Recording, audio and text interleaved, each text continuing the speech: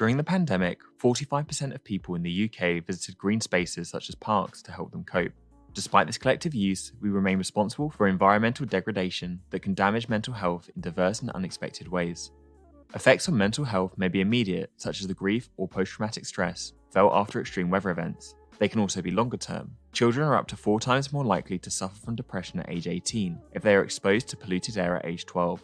Noise pollution has also been linked to insomnia, cognitive impairment, and exacerbation of existing psychiatric problems. Our mental state can be harmed indirectly through the physical health problems, economic instability, or damage to supportive communities that are all associated with the changing climate. Although not all of us experience imminent danger from climate change, one thing that can pervade is the sense of anxiety about our shared future in the face of a global, existential environmental threat, which has been termed eco-anxiety.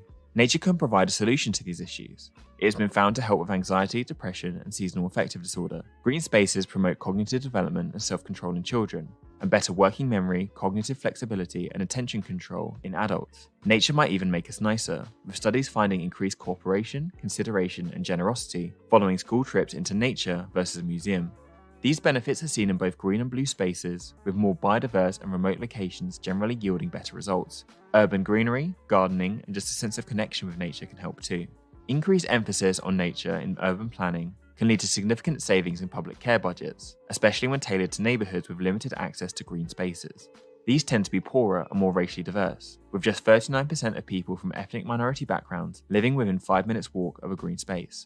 This figure is 46% for those with a household income of under £15,000, whilst the British average is 57%. Further issues include providing access to people with disabilities and making sure that underrepresented groups feel safe from harassment or harm in these spaces.